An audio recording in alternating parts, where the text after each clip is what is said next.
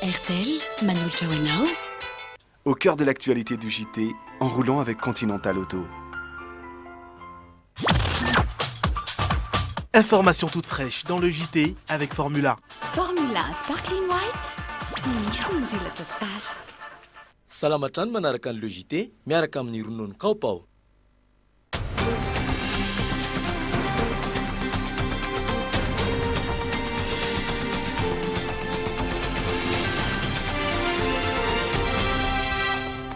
Alatsinainy fadimy ambin'ny folo ny volana aprily faly hatrany mifankahita amintsika rehetra mpanaraka ny Dreamine tonga soa atao anatin'ny logité izay androany iresahana aminao ny eo amin'ny fait divers zandary mpianatra izay namoniny ainy tamina lozam-peo famovoizana teny amin'ny lalana digy anisany koa ny mpanao kidnapping enina izay sarona teny Taratamaty ny eo amin'ny vaovao politika kosa dia resahantsika ny Ramatoa Lalao Ravalomanana izay candidat ho atolotry ny Ankolafy Ravalomanana. Ramatoa Sara George kosa no vehivavy nametraka voalohany ny antota taratasy ny irotsahany Ofidiana eo amin'izay resaka politika izay ihany koa dia ho hitantsika androany hoe inona avy ny taratasy sy ny rehetra ilaina raha ilatsaka Ofidiana ho filoham-pirenena.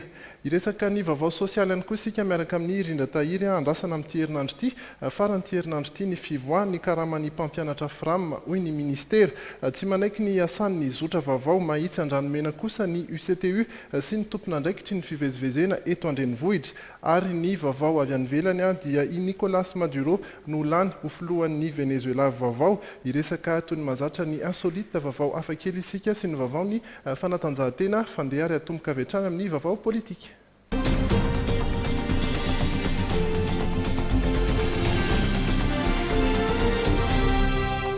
Miarabandrija salama ihany koa isika rehetra mpanaraka ny logité amin'ity takariva ity. Nolanin'ny ny fionana an-tampo ny Ankolafy Ravalomanana tany Afrika Atsimo fa Ramatoa Lalao Ravalomanana no atolotra ho kandidan'izy ireo amin'ny fifidianana filoham-pirenena sy fenanefa ny fepetra ahafahany mirotsaka. Ho kandidany Ankolafy Ravalomanana Ramatoa Lalao Ravalomanana raha nitapaka-izy ireo nandritry ny fikanandohany tany Afrika Atsimo omaly. Nateo aza ny Prime Ministra lefitra Pierre Boutsaza sy ny filohan'ny Kongresin'ny Teteza Mita Andriamatoa Mambra Kotoarvelo dia Lalao Ravalomanana ihany no afaka mampita sy mitondra ny tanjona ho amin'ny fampandrosoana ary izy ihany no hanana ny filoha teo aloha fitokisana raha ny loharanom-baovao. Mbola olana hipetraka nefa raha nefa ny antota taratasy ny anivon'ny CES ity kandidan'izy ireo ity. Tsy feno enim-bolana no nipetrahany teto nefa isan'ireo fepetra tsy maintsy takin'ny fitsarana avy io. Ho tambiny fandrotsahana ny vadiny amin'ny fifidianana filoham-pirenena izay anefa dia manaiky ny tsy iverina an-tanindrazana ihany ny filoha teo aloha. Andrasana noho izany raha hoeken'ny CES na tsy ny firotsahan Ramatoa Lalao Ravalomanana ny filoha teo aloha raha teo raha ny fantatra teny lazany tsy hanolotra kandida hafa intsony raha tsy hoeken'ny CES izay firotsahany izay. Andray anjara amin'ny fifidianana rehetra ankoatra ny filoham-pirenena ny Ankolafy Ravalomanana. Fa araka ny efa natsidiky Riza Tahina teny ampiandohana kosa dia Ramatoa Sara George Rabearsoa no vehivavy voalohany nanatitra ny antota taratasy filatsahako Ofidiana teny amin'ny HCC androany nanana ny heviny ihany koa izy manoloana ny firotsahan Ramatoa Lalao Ravalomanana Ofidiana. Zava-dehibe ny fisina solotena avy amin'ny Ankolafy Ravalomanana ho amin'ny fifidianana filoham-pirenena hoy ny antoko maitso ka raha hitondra amin'ny fitoniana izany dia ekena. Zava-dehibe ny ananan'ny solotena ny isina solotena ho an'ireo filoha anankiroa izay tsy afaka milatsaka. Zava-dehibe izany satria antoko velona izy ary ara-dalàna. Everina fa izany ny zavatra afaka dinihan'ny samy malagasy nenay raha hoe makany amin'ilay fifidianana. Ary makany amin'izay hoe isin'ny fitoniana amin'izay lafin'izay dia ekenay. Fa raha ohatra kosa ilay resaka avadintsika ny amin'ny hoe fifamelan-keloka ka hitarina zavatra hafa dia tonga dia hitsinay fa mamotika firenena izany. Manoloana ny fampihavanana izay kasain'ny FFKM ho atao mandritra ny telo andro kosa dia nanamarika hatrany ny antoko maitso fa tsy tokony afangaro amin'ny resaka politika ny resaka fivavahana. Zay dia manao ny antsoavo hoe mahafinaritra ny isian'ny fifanakalozana amin'ny samy malagasy fa ny fivavahana dia tsy tokony afangaro amin'ny politika ary tsy tokony ataontsika tsinitsinina ny atao hoe fampiarana ny lalàna ny fametrahana ny fanajana ny lalàna velona ifehezana amin'ny samy fiarahamonina amin'ny hoe isiany ny lalàna araka an'Andriamanitra araka ny fomba araka ny finoana izay fantatra fa ao anatina firenena ray dia manana andriamanitra maro manana finoana maro ka tsara ngamba ny lanjalanjain'ny FFKM tsara fa ny zavatra miseho amin'ny taona 13 dia tsy ny zavatra niainana tamin'ny 7 na ny talohan'ny 7 dikan'izay ny vahaolana nety tamin'ny fotoana sasany mety tsy ety amin'izao fotoana izao. Ho anty antoko ity ny fifidianana ihany hatreto no vahaolana iverenana mahatanitandalana ny Madagasikara. Zava-dehibe noho izany ho ramatofolohan'ny antoko ny fahamaroan'ireo kandida manamarika ny fahavononana amoaka ny vahoaka ao tanatin'ny krizy izany. Izy raha teo moa no kandida faha-7 nanatitra ny antotan-taratasy ny filatsahako fidiny teny amin'ny fitsarana avy momba ny lalam-panorenana androany. Fa mbola mikasika izay firotsahako fidina izay ihany dia misy ny antotan-taratasy 10 tsy maintsy fenoany ireo kandida sy aterina eny amin'ny fitsarana avy momba ny lalam-panorenana izay andeha arahantsika ato anatin'ity fanadihadiana ity. Fanamarina pahaterahana na kopia ny kara-panondrom-pirenena, taratasy fanamarinam-ponenana, taratasy fanamarinana ny mahateratany malagasy, ny bulletin numéro 3 na ny casier judiciaire, taratasy manamarina ny fandoava-ketra teo anivon'ny sampandrarahany hetra, fanambarana an-tsitrapo ny fandoavana ara-dalàna ny hetra tao anatin'ny 3 taona ataon'ny kandida, fanambaram-pananana, fanambarana an-tsitrapo ataon'ny kandida mikasika ny fananjana ny voalaza ny lalam-panorenana, kopian'ny rosi voamarina androsahana ilay antoka 50 tapitrisa ariary ary ny matrice sur support électronique du spécimen mirakitra ny pitsopitsony apetaka amin'ny bileta tokana. Ireo no antotan-taratasy 10 takina sy ilaina amin'ny fifidianana filohan'ny Repoblika.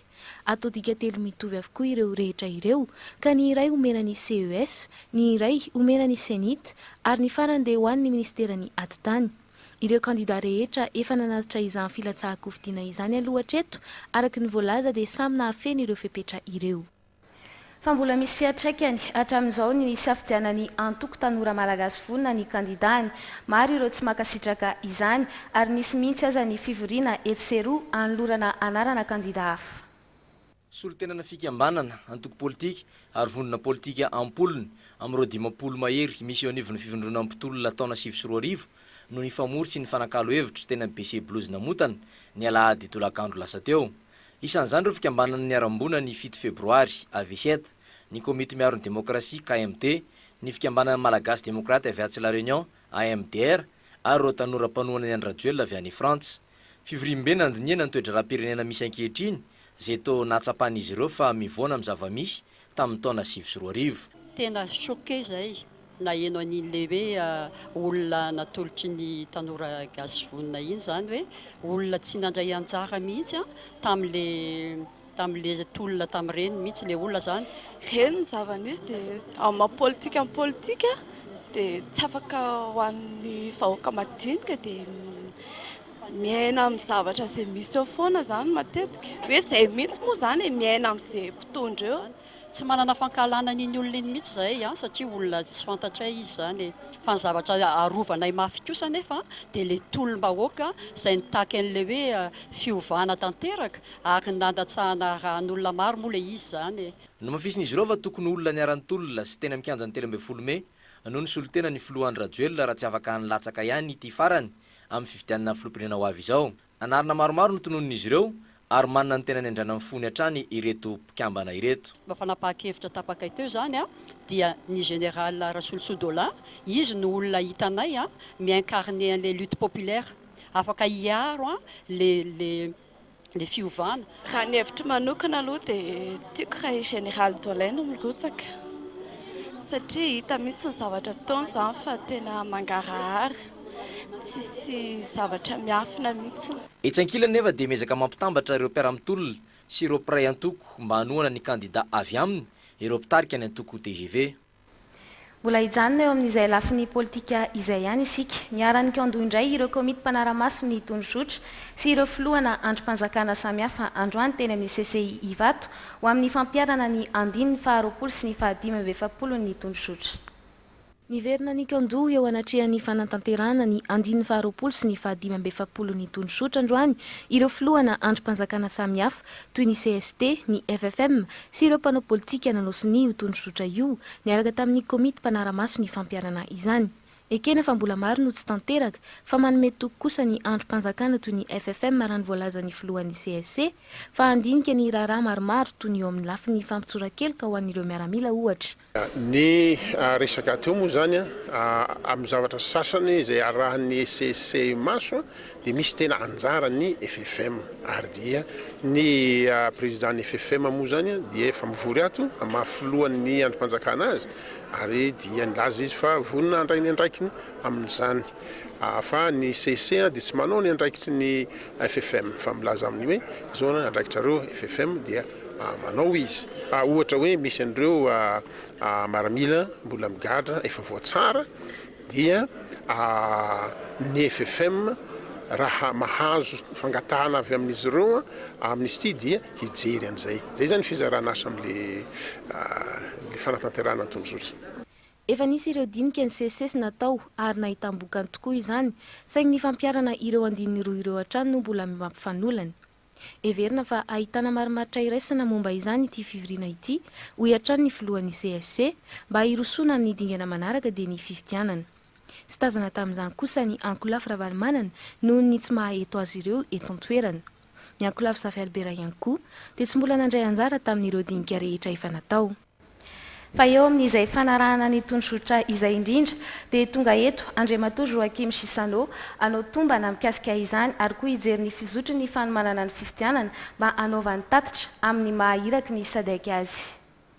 Tsapa fa efa miroso miandalana sy amin'ny tokony ho izy any amin'ny fampiarana ny tondrozotra ny firenena hoy ny iraky ny SADC tonga manao tombana eto amintsika. Isan'izany ny fanomanana ny fifidianana sy ny fampihavanana ataon'ireo ray aman-drenim-piangonana sy ny androm-panjakana ny FFM. Eo ihany koa ny fanoloran'ny Ankolafy Ravalomanana izay ho kandidany. Midika fa avondronana hiatrika fifidianana sy hiala amin'ny krizy izany. Saingy ny laza ho mbola tsy naharay tatitra mivantana avy amin'ny reto farany ity iraky ny SADC ity. Moi, j'ai lu ce que vous avez écrit dans les médias, que ça existe. Je attends à ce que l'information me vienne des sources plus autorisées. Arak'izany, ifandinika sy iresaka amin'ireo antoko sy mpanao politika, ankolafy samihafa ary ireo fiarahamonina sivily, Andriamatoa Sisano mandritra ny fahatongavany eto satria izy ireo no mpiantsehatra voalohany amin'ny resaka tondrozotra. Il m'a dit que pour la plupart, la feuille de route est en train d'être mise en œuvre avec satisfaction, mais qu'il y a encore des points qui ne sont pas réalisés complètement. Alors, nous allons continuer à discuter avec des autres dirigeants et du gouvernement, et des partis politiques et de la société civile aussi, pour vraiment pouvoir faire un jugement et voir comment nous pouvons aider à ce que les élections se tiennent à temps, c'est-à-dire dans les calendriers prévus par la feuille de route. Amin'ny alakamisy izao ity iraky ny SADC ity no hiverina any Afrika Atsimo ary hitondra ny tatitra momba ny raharaha-pirenena malagasy eo amin'ny fihaonana an-tampon'ny SADC. Izany vaovao politika hiditra eo amin'ny lafim-baovao sosialy ndraintsika izay antsoina ny Rindra Tahiry.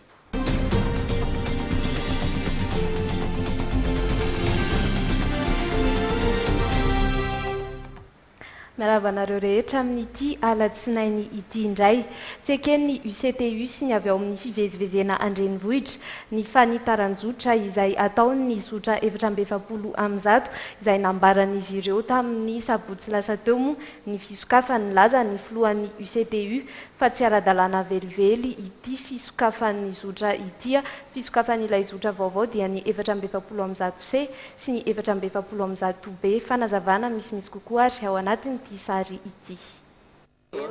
Rehefa vita sonina andalo rehetrarehetra misy tena ara-dalàna ary tia ngamba n'autorise delinanay tena ara-dalàna tsara tsisy azo atao inona fa ara-dalàna io ary sonina le DDU mihitsy io mipetraka eo aminay tompoko. Ny zoma faharoambin'ny folo aprily lasa teo no nisy noti nivoaka mandrara ny tsy fahafahan'ny kooperativa Mitsinjo manao ny fanitaran-dalana Ambomahitsy Andranomena. Ny sabotsy anefa ireto farany dia nitondra ny taratasy ary nilaza fa nahazo alàna avy amin'ny DDU na ny fitantanana ny fivezivezena an-drenivohitra. Nandao tsy mbola nanome alalana ofisialy azy ireo anefa ny avy ao amin'ny DDU. Satria tsy mbola navoaka tamin'ny fomba ofisialy io fahazon-dalana io. Zany hoe nisy ny fifandiniana efa natao zany niaraka tamin'ny ny ato amin'ny UCTU sy ny kooperativa izay voakasika. Tsy mbola tokony ho azo ny raha ny tena marina. Nisy petra zany napetraka talamelohany ihany mezana azy amin'izy amin'ny fomba ofisialy. Dia tsy mbola tanteraka le fepetra dia tsy mbola navoaka le fahazon-dalana. Ny vondron'ny kooperativa mpitatitra an-drenivohitra ihany koa dia tsy manaiky velively ny fisiany ity fanitaran-jotra ny kooperativa Mitsinjo ity. Mbola tsy feno raha nambarana Andriamatoa Andriambintsolo-Mora ny fepetra ahafahan'ny tompon'ny 420 manao izany. Voalohany indrindra aloha zany dia ny kalitao ny fanajana amin'ny mpanjifa. Reo henonay zao fa mihodinkodiny eraky ny lalana fotsiny nataon'izao tômôbily ireo raharaha manao tapadalana zany dia very nafindrafindrany amin'izy samy izy eo ny mpanjifa. Faharoa manaraka zany ireo fitaovan'ireo raha ireo fitaovana ampiasain'ireo amin'izao fotoana tsy mahavita ny exploitation an'izotro satria lavitra izotro io. Ny avy ao amin'ny kooperativa Mitsinjo kosa dia nilaza fa anohy ny asany ho iatrany ny filoha-lefitra. Autorisation efa eto aminay dia hiasa izahay. Tena hiasa izay hiady izahay fa tsy anaiky an'izany hoe fanafoanana izany izahay satria le autorisation de ligne nenay tonga taloha ary nefa mivoaka taloha. Hatramin'ny androany dia mbola tazana ny tatitra ireo zotra vaovao 420B sy ny 420C. Taratasin'ny taxi be 10 tamin'ireo kosa nefa no fantatra araka ny nambarany avy ao amin'ny kooperativa Mitsinjo fa efa nalain'ny polisy mpandrindra ny fifamoivoizana hatramin'ny tolakandro teo. Mbola mitohy hatrany ny fitokonan'ireo mpampianatra FRAM eo alohany ministera ny fanabeazam-pirenena. Etsy andany dia mbola miandry ny fangatahana ampiasa vola avy amin'ny ministera ny vola sy ny teti-bola ny ministera piay an'ireto mpampianatra FRAM ireto vao afaka mamoaka ny karaman'izy ireo. Fanazavana misy mosy kokoa ary entin'ny sekretera jeneraly ny ministera ny fampianarana. Mitaraina ho arirariran'ireo tompon'andraikitra Isatsokajy ny mpampianatra FRAM ary hatramin'izao dia tsy mbola azo ilay karama efa ho efa-bolana antony izao fitokonana isan'andro eto anoloan'ny ministera ny fanabeazam-pirenena izao. Raha ny fanazavana nentin'ny sekretera jeneraly dia mbola tsy afaka anao na inona aloha ny ministera satria mbola andalam-piandrasana ny valitena avy amin'ny ministera ny vola sy ny teti-bola. Misy takelaka taratasy ahitana inona dôly ny sora-bola tsy nampiasaina tamin'ny taona taloha. Ny angatan'ny trésor amin'izao zany ny tamin'ny taona 2009 sy tamin'ny taona 2010. Ka tsy mitovy le isa antontanisa navoaka ny ministera sy ny hitan'ny trésor. Dia mandra-pahitana hoe aiza dôly tsy mitovy inona ny antony dia tsy mahazo mampiasa vola zany ny ministera. Dia fa vita ny décision rehetrarehetra fa amin'ny atsika miresaka zao zany mangataka zay tamin'ny Zoma nandeha tamin'ny secrétaire général ny ministère ny finance mangataka hoe omena alalana à titre exceptionnel zay ampiasa vola mba ahafahanay mandefa an'io subvention mpampianatra FRAM io. Anao izay afany ahazona faran'izay aingana ny vola ny ministera ho iatrany Andriamatoa sekretera jeneraly. Antenaina kosa ny mety voan'izany mialohan'ny faran'ity herinandro ity. Mandra-piandry dia ano iatrany ny fitokonana ireto mpampianatra FRAM ireto. Fa mampikaikaika ny maro tokoa ny fisondrotan'ny solika amin'izao fotoana izao vao maika manampitrotraka izany ny vaovao mandeha ankehitriny fa mbola hisondrotra hatramin'ny 3,000 ariary ny iray litatra. Noho izany rehetra izany dia samy miezaka mitsitsy mba ampienana ny fandaniana ireo mpamily samihafa. Ireo mpamily rehetra dia miezaka mikaroka-hevitra mba ampienana ny fandaniany amin'ny solika ihany koa ery lala vazaha mpamily fiarakaretsaka sy hiaja mpamily taxi be. No maria mantsy fa tsy maleo ny sarany intsony ny fiarakaretsaka ankehitriny satria ny ena be ireo mpandeha ary efa tsapany haja ihany koa fa miamiana ireo mpandeha taxi be. Paikady voalohany ho an'ny ery lala vazaha ohatra ny tsy fivezivezena intsony fa miezaka mijanona amina toerana iray mandra-pisiny mpandeha indray. Eo ihany koa ny paikady tsotra izay fantatry ny mpamily maro. Le fitsitsiana solika indray le mandeha dia tonga dia mba vonoina le motera dia lasa dia mijonjona fotsiny ozy ry zalahy le manao point mort zany. Raha mitsitsy solika dia mandeha moramora fa tsy mandeha mafy be zany. Any course accélérateur ny réglena an'le izy. Na izany aza dia nanambary ity mpamily fiarakaretsaka ity fa misy fitaovana iray amidy eny amin'ireo tombon-dasanty sasany na mpivarotra kojakojana fiara mba hampianana amin'ny fandanian-tsoloka izay tsy de takatry ny be sy maro ny vidiny. Ny olona misy ny mikitikitiky any le manao le felmax sy ny karazany reny fa tsy takatry ny taxi reny zany le apetaka alohan'ny dirana amin'ny carburateur reny le mitsitsy lasanty zany de miena zany lasa fa lafo be le izy de tsy fa mena any amin'ny 700 na ohatr'izany 750. Tsy maintsy mikipikely zany raha te anana ny soa satria raha araka ny nambaran'ireo mpamily sendranay androany dia nampianatra amin'ny 30 ka hatramin'ny 200 amin'ny fandaniana io fitaovana io. Iresaka ny vaovao ny fait divers, ny vaovao avy any ivelany ny avy ao Corée sy ao Venezuela, resaka insolite ihany koa izay resahantsika indray ny Papa Benoît faha-12 ary ny fanatanjahantena ny rugby sy ny baolina kitra no miandra antsika aoriany dokam-barotra.